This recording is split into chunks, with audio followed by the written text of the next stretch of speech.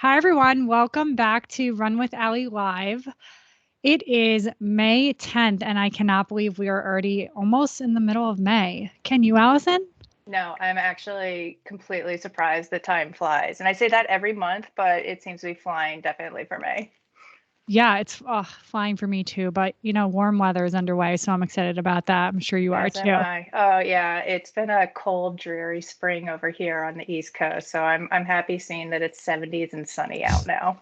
Yes, yes. And everyone listening, you might have heard a glimpse of our special guest on the show today.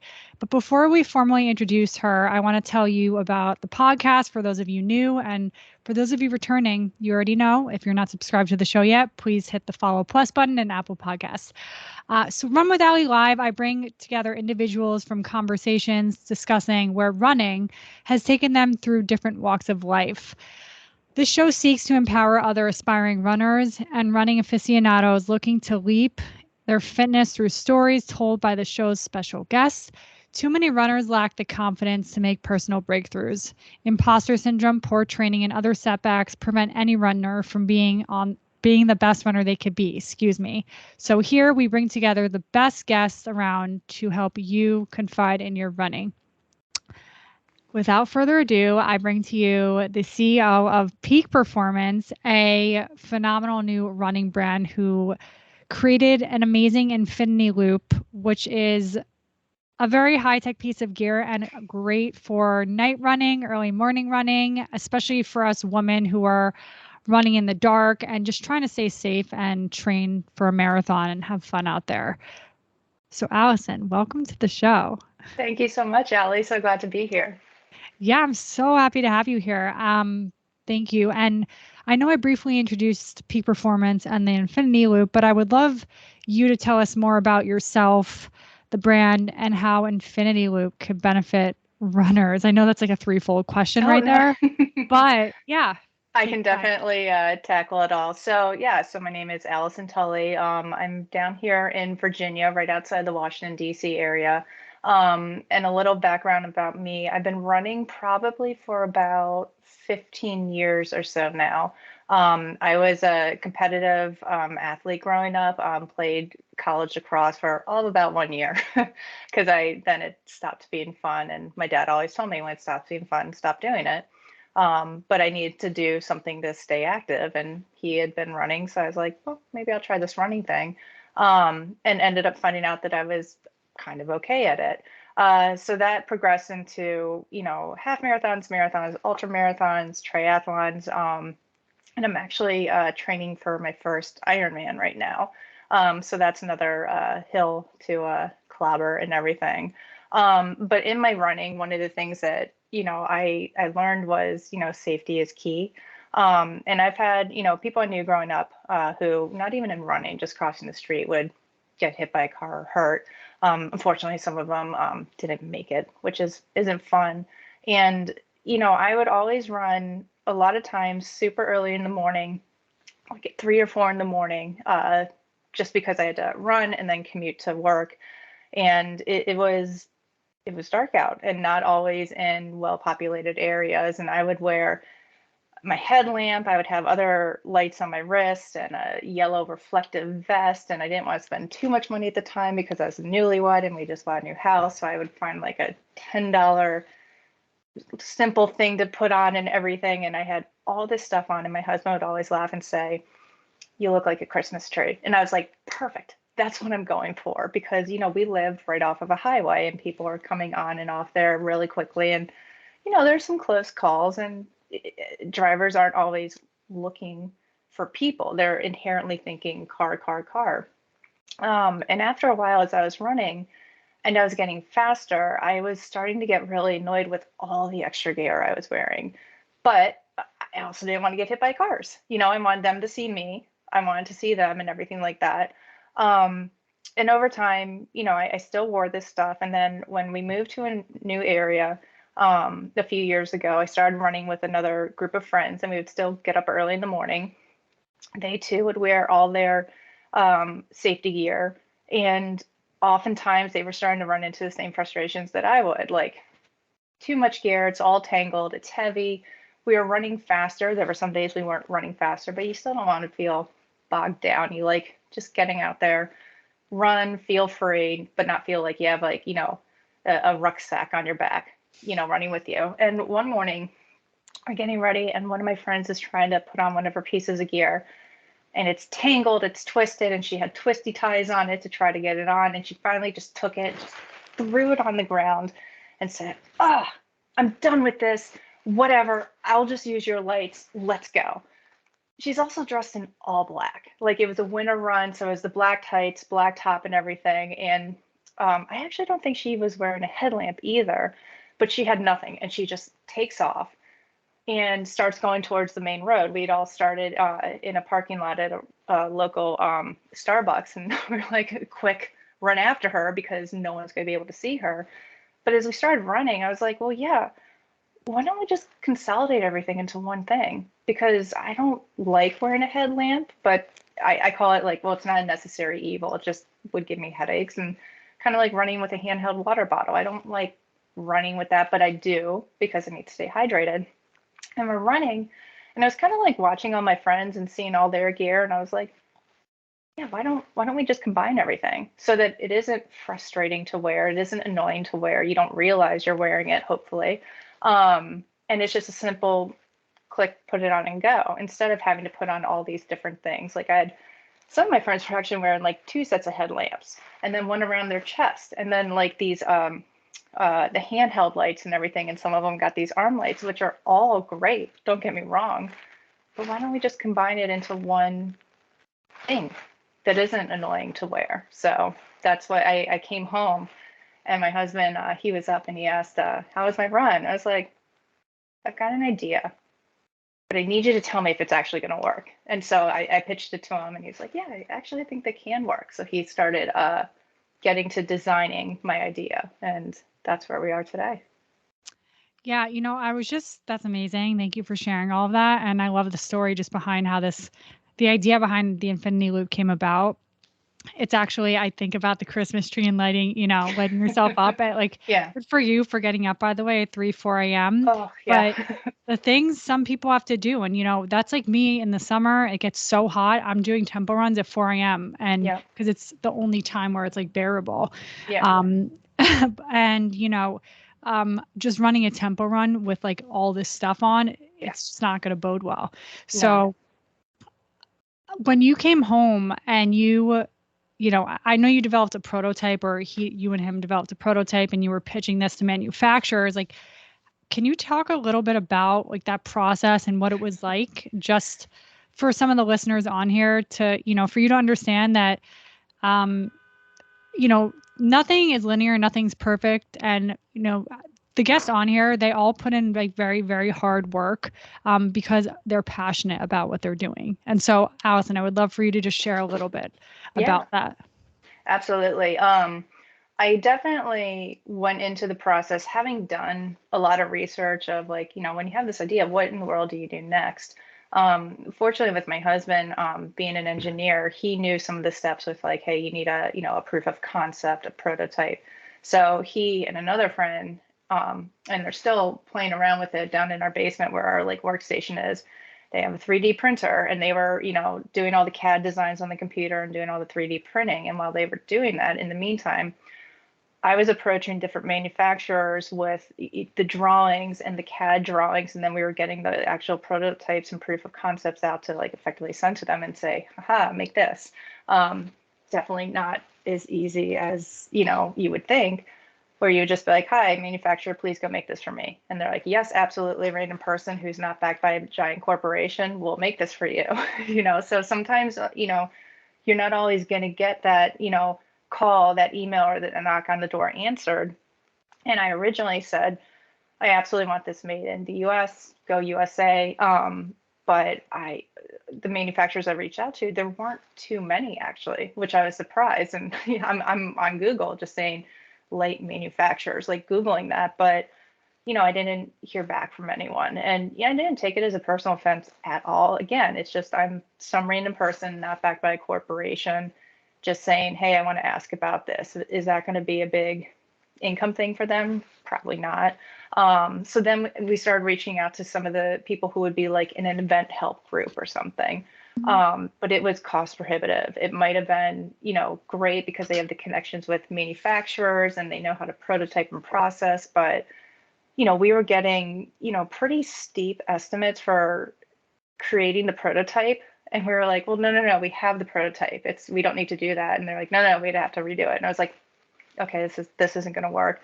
So I eventually just said, okay, you know what, why not? And I reached out overseas, and I ended up reaching out to manufacturers in China right when the shipping crisis started happening and all the ships were getting blockaded at the ports. But while they were busy trying to work around all that stuff, they were receptive to, hey, I would like to build something. Here are our sketches. Here's our prototype. Here's our design. Can you help? I actually had like really good, or still do, really good working relationships with these guys so they initially came back and said, because like we're just starting out, their recommendations were, what if we use some of the products we already had? And I was like, I really want to use like what we did. And so they worked with us and everything. And we actually, ideally, I wanted one manufacturer just to help with the streamline of getting the product to us. And if there are any shipping interruptions or production issues, I only had to deal with one group, not two or three or four or five. But the quality of different components of the InfinitiLoop was better, like with the front lamp with one group and the LED with another group. And I said, oh, the heck with it. You know what? Let's just work with both of these guys. So we initially did, that got a little bit forward. We initially narrowed down on 4 producers for the LED band, 3 producers, and 4 different versions of the front lamp. Paid to have all those made, sent to us, and I actually sent it out to some friends of mine who I knew would test it, but we also didn't want like just friends to test it because they're all gonna be like, this is great, this is awesome. Like, no, we actually want the bad feedback. Tell us what's wrong with this. So we sent it out to multiple people and then friends of friends of friends that none of us knew, so they could tell us their true feelings. They tested it, gave us the feedback of what they loved, hated, wished they had. We went back to the drawing board with those things, then went back to the manufacturers, factored those in, who could actually make the adjustments that we needed. And that's how we narrowed in on the 2 different manufacturers, the one for the lamp, one for the LED, so that when it came in, we're putting these things together as orders go out. But that's how we got there. And it actually got to be a lot easier. It was kind of like breaking through that barrier once we reached out to the manufacturers in China and had some introductions. Yeah, definitely. And, that's incredible that you just like the loopholes you just jumped through to make this all work. And I think your product's excellent. I've obviously, ran with it several times, and I'm excited to run more with it when I become more of a morning person, this marathon builds up. Yeah. But, speaking to the distance runners on here who have that imposter syndrome, who, have those setbacks of getting out the door because it might be too dark outside and, you might be scared to run in the dark and be weighed down while doing it. How can the InfinitiLoop like benefit, those newer runners to marathon running when they have to, go out on those 2-hour long runs and, feel safe? Yeah. That is one of those things that unfortunately we live in a day and age where we're hearing a lot more about, people who are being attacked or, followed. And I've unfortunately have had that happen to me. I had someone follow me. That wasn't fun. And I actually had I'll call him a good Samaritan. Someone grabbed me and, hide me and everything. And, that was even in broad daylight in a very nice neighborhood, like not far from our house. Like you wouldn't expect that. Also too, staying safe, like when you're running, across an intersection or something, even if you have the right of way, cars don't always see you. It's not like they're trying to do it on purpose. It's again, psychologically, their heads predisposed to look for cars, not a cyclist, not a motorcycle, not a person. So what can we do to be like, hey, if we're out there running for enjoyment or fitness, or we have a goal, what can we do to make sure we're safe without feeling that we're almost having to bubble wrap ourselves, and then we can't truly enjoy it. And I think the light, it kind of gives you a little bit of a confidence in there, saying like, hey, I can see in front of me and not trip and fall on something that I can't see. And unfortunately, like, I'm an incredibly clumsy runner. So if there's something I shouldn't trip on, I still will. And I have all the scars to prove it. But also too, the LED light, you know, you can have it as a solid state. I actually run with it with blinking. So it like really shoots out at somebody's eye so that they can see it sooner. And you just have that kind of like comfort, like, I'll be okay. I've got this on. I can see, someone else can see me. I can just run and not have to worry. Two, it's like if someone can see you, it's those kind of things help detract from like someone who might try to like jump out at you or something like that. In our area, a couple of our friends in our group are friends with the Loudoun County Sheriff, and he said like those things that can make you seen to traffic and other people will also detract perpetrators or something from trying to get you. And unfortunately, we're in an area where, you know, every few weeks you do hear about someone on the trail, someone jumping out at them or something. And now that might be just someone jumping out to do a joke, but you never know. It could be someone jumping out to do, you know, like harm you or try to like steal your wallet. And so the more that you're seeing, the more that someone is going to be deterred from trying to, you know, do anything to hurt you.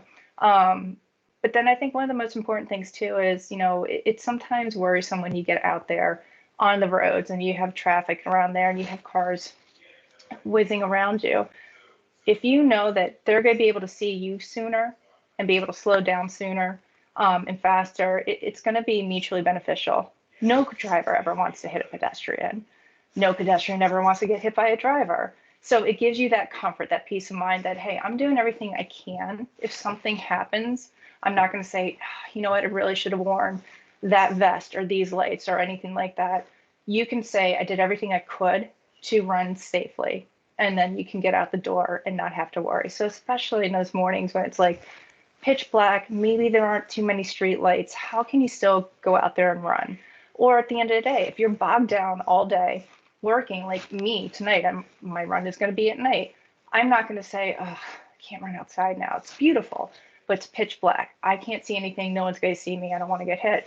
No, I just throw on my InfinitiLoop and go. And I know that I'll be able to see, people can see me, and I can go out and get home safely and not have to worry about, you know, my husband getting a knock on the door from our local police officer or something like that, because that's awful. We have a couple of our friends, unfortunately, have had friends who've, you know, they've got hit by cars by running or cycling and stuff. And, you know, even in our neighborhood, like little kids, and that's another thing that we actually use the InfinitiLoop for, you know, they'll dart out into the street. So what can you do to make sure that if you're out there and someone's not going to be able to see you right away, what's going to alert them quicker so you feel safer to go running at any time of day or night? And even if you go out and the sun's out, the end of your run might be near sunset or after sunset and it's dusk. So I'll do that too. That's what I kind of like about the InfinitiLoop. It's light enough so that if I'm doing a longer run and I'm like, okay, sun's out, but I'm not going to be back for like an hour and a half or 2 hours, and by then it's going to be sunset. Do I want to log all this gear with me? Absolutely not. No. Well, wait, I can do loops around and come back to the car and like put on all this gear, or just go out with my InfinitiLoop, and when it starts, you know, getting dark out, turn it on. Conversely, if I'm running in the morning, it's dark out when I start, but it won't be towards the end of it. And as I get to the end of the run and the sun's up, I just turn it off and I keep running. It's not bothering me. It's not weighing me down. And I still feel as safe as I did when I started the run to when I finished the run. I love that, you know, and that's an excellent point. Just being seen is so important, especially, you know, to like for newer runners going out and experiencing their first runs at night. Many of us have 9-to-5 jobs, and that's the only time, you know, whether you're a working mom or someone just in a 9-to-5, you can only get your run in when it's night and it's getting dark. And it's also super lightweight. So when Allison was talking about that, Allison, I love that point you made. It's just, you don't have to lug around so much gear, even if it might not be like pitch black when you first leave for your run. I love that point, because at least, you know, you have that confidence and just that reassurance that you have something to be seen, and also to see the road, the trail, whatever it is, wherever you're running in front of you. And yeah, to make others alert that, like, hey, I'm running here. It's dark, but I'm still here. See me. Yeah, Um, and it's not blinding to other people, I feel right. like the LED especially, Um, and I personally think it's super cute.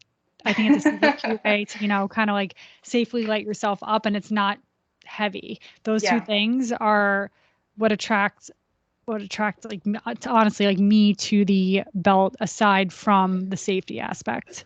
yeah. And because I hate clunky stuff like you. I don't, on top of goos and anything else you Yeah. need to take on a long run, like the less It's is better. it's so much better when it's you just feel kind of like almost weightless when you're running. I know my dad always told me that, he was an well, he still is an ice hockey player, but he played in college and he was a goalie. So he had to carry all this gear and helmet and his mask and everything like that, of course, because, a puck in the face is not fun. But he was like, I love running because I just throw on my shoes and go. And then over the years, I bought him a Garmin because I was like, Dad, you need to record your mileage because he and I are both like numbers people and stuff, and we like seeing that data. So he's like, okay, so now I get my shoes and my Garmin, and then I run. But that's it. I wanted it to be that's it. Even in the summer when I'm running, I have a handheld water bottle, but over time I've made it smaller because yes, I need more water, but I don't want to have this heavy thing in my hand, and I'm always switching it back and forth. But we'll make our running routes like smaller loops so we can fill up somewhere, and that doesn't allow us to like go on some far off route because then we'll be like out of water. Same thing, even if I have a pack on, like I'm only filling it halfway because it really, well, it weighs me down. I don't like it. It bothers me. It distracts me. And once my head isn't focused on it, I can't get into the run. I can't get in that groove. I mean, even if I'm frustrated, like I'm not having a good temple run or something, I have sunglasses on, I'll just take those off and toss them aside and hopefully find them if I pick them up later. I just don't want to feel like I have all this extra stuff on me that I don't need. And that's a good point too, as you mentioned too, with like tempo runs or any type of speed work. You don't want to be weighed down because you're pushing yourself faster and farther and everything. But I used to just be like, all right, if I'm doing tempo or speed work, it's always on a track or always on a treadmill because I didn't want to be sprinting up and down a road with all this gear on and just being frustrated and like psyching myself out of the run. Um, Now I'm like, I do my speed and tempo works out on the open road with the thought of, hey, okay, like I'm racing on the road, so I'm not going to be racing on the treadmill. I still go to the track for some of my speed work too, because, I don't want to be climbing a hill, trying to do like quarter mile repeats and stuff. But being able to have the ability to make, or the options to run wherever I want, not being held back because I've got too much gear for it, is great. And then you don't have to sacrifice the gear that will keep you safe on your run. Um, and you get to go wherever the heck you want. So Yeah, yeah, yeah. And I love that too because I'm a road runner for sure, yep. like you. And I used to do my tempos on the track. I still do sometimes, Oh yeah, same but here. Yeah, yeah, a large reason why I actually did that was because I was scared to go in yeah, the dark and not like yep, into the almost like unknown, like yeah. abyss. Like it sounds weird, but just when it's dark, it's scary, It especially is living in scary. Brooklyn. Yeah. Well, and like, too about the track, like I still go to the track, even if I have like a long tempo. Someone asked me once, what was my longest track run? I said like 14 or 16 miles. They're like, how did you do that? I'm like, it's a soft track. I ran in circles and I felt safe. It didn't bother me. But, we lived in an area, it was a nice area, but some of the areas around us weren't as great. And even running to this high school, I usually did my daily runs of is like a mile and a half, 2 miles to the high school, whatever distance around the track, and then back. So if it was 6 miles, I did 2 miles around the track. If I did 10 miles, I would do that there because it was safer. There were more homes around it. And then often there were a lot of other runners there. And by a lot, I mean like two or three others versus me running up like a road that's not the safest in the world. And even if it had lights, it's kind of like through some sketchy areas. So I'm like, well, I'm going to the track. If nothing else, there'll be a couple other runners there. And then also, if nothing else, if anything goes wrong, I'm closer to my home than if I was like 5 miles out. So, yeah, Yeah. Yeah. safety in numbers. Yeah, no, safety in numbers. I mean, that's, and I think you like kind of wrapped up all of your favorite things about the loop in there Yeah, because there's just so much to be appreciative of, and safety comes first. I know it's Yeah. like there's truth to cliches, but like it does.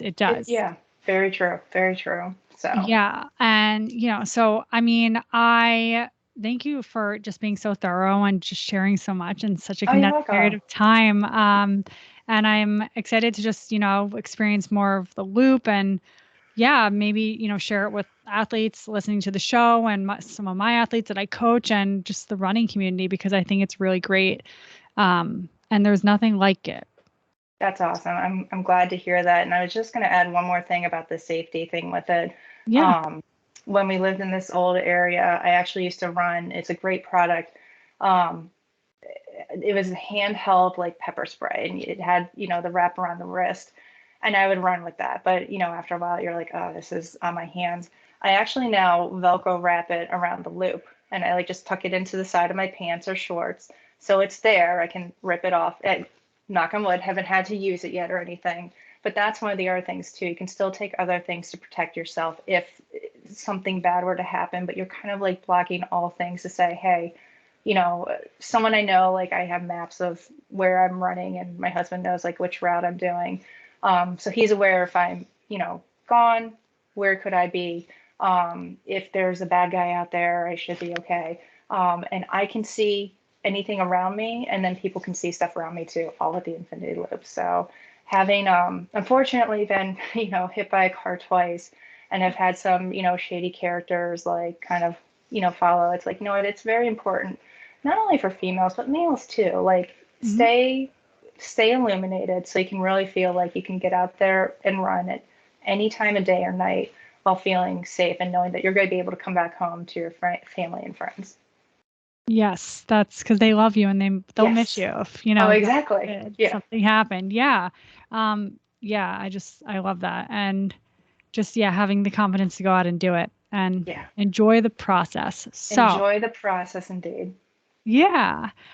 So Allison, is there anything that you'd like to leave us with in terms of like a running tip or just something fun that you just want to say to wrap up the episode today? I think one of the things that I would tell everyone, and like we both said, it's cliche, but it's cliche for a reason because there's something behind that. No matter what you're running, you ran. I had an old friend of mine. She wanted to run a mile for the first time, and we ran. And she goes, "Oh, I ran a mile, but it was X pace, so it wasn't really a mile." And I looked at her and I said, "But you still ran.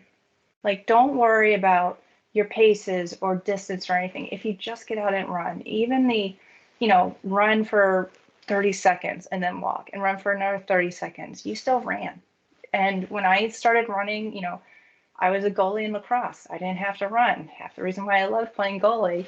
And when I was getting ready for college, like we had to run, and I was like, oh, I don't know how to run. I would run from my parents' home to the stop sign, sit there for 3 minutes, and then run another 2 blocks. Now I sign up for 50-mile run because I'm like, that's cool too. Everyone starts from somewhere.